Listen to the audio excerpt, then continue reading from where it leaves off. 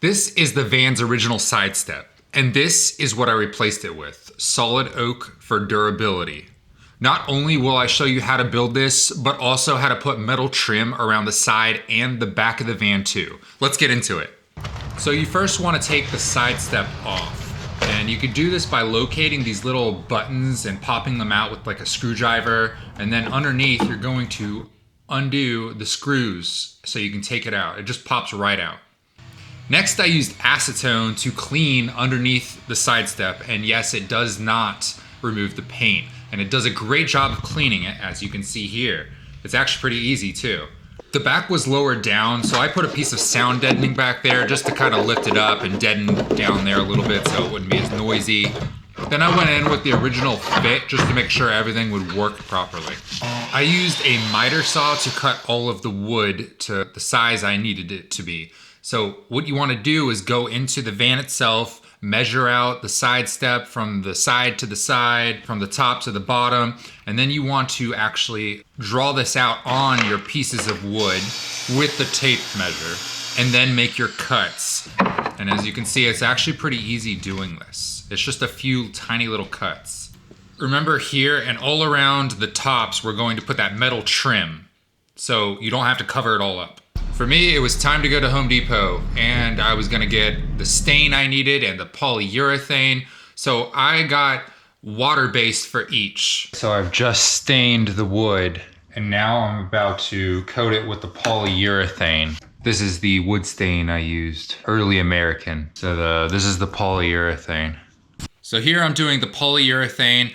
You wanna go slower than as if you were going to paint the wood. You want to go little bits at a time just so you see that it's all going on. You want to follow the grain with your stroke pattern. So only side to side, not up and down, not all circular. You want to go side to side. And at the very end, before you finish, you want to make sure that those strokes are back and forth, because it will look different if you end it sloppily.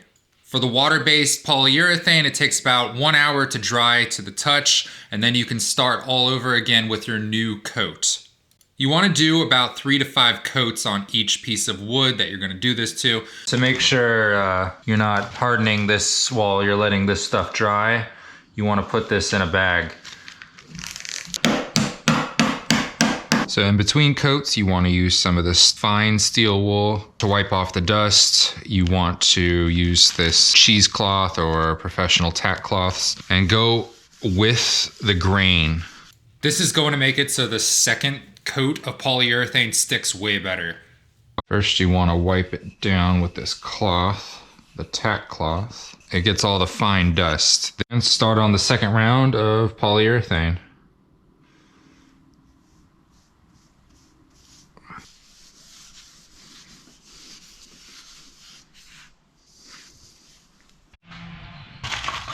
So the idea here is that we're going to use these screws to kind of hide the screw head, and we're going to go into the dark areas of this, down into these ribs right here. We're going to probably put 3 just to keep this one in place. This one is going to go into the ribs that come out. Then this one is going to screw with the pilot holes back into this one, since there's no place for this to screw. And then this one is going to screw into this wooden piece right here, and the idea is to get this piece right here just perfectly lined up to where this can just rest like that, and then gonna screws into this like there, and then this one over here will go into this metal behind it.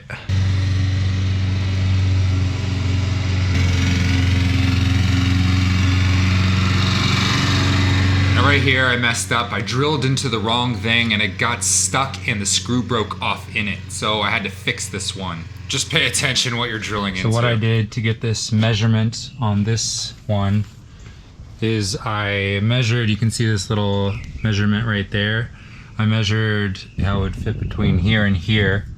And then I just cut a 45-degree angle from that. That was with the miter saw, and I pretty much did the same thing with here. I measured from here all the way over to here, and then cut a 45-degree angle from that.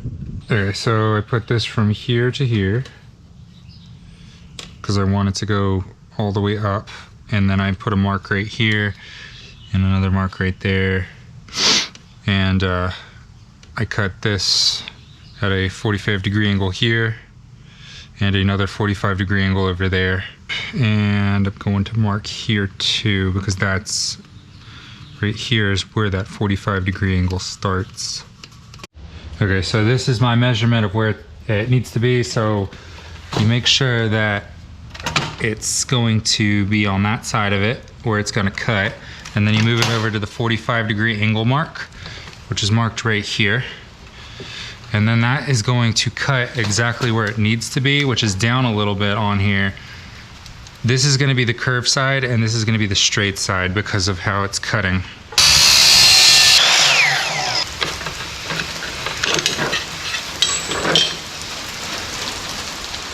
And this is what that cut produces. Now for this cut. And this is what that cut did. Now it didn't come perfectly up here. Maybe a little bit of play in the miter saw angles or something, but it fits pretty well. I still got to screw it down now. From here, you're going to drill holes with your drill bits just smaller than the screws, and then you're going to make the screws go down into the wood below. Let me show you how I did all this in the back of the van too now, because it's slightly different. Okay, so first I clamped this down and went straight through with the metal, and then I only went deep enough to go into there, but not on this side.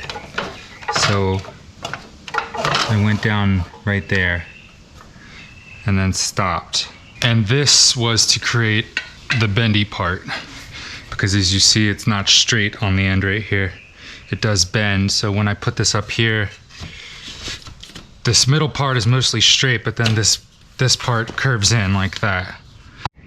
So at Home Depot, you got the 2.5-inch screws, and these are to go down into the white metal.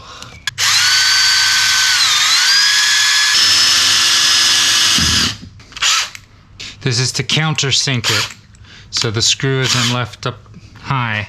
So see how that's too small for this? So you're just going in just the tip.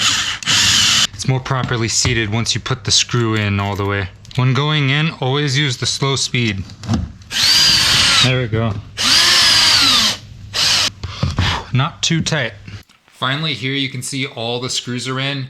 Now you can see that I could have probably countersunk them much better than I did. I probably will go back eventually and do this, but use just a slightly bigger drill bit and drill just the tip of it down. You don't want to drill all the way through the metal to do this, just a little bit to where the head of the screw will fit flush with the metal.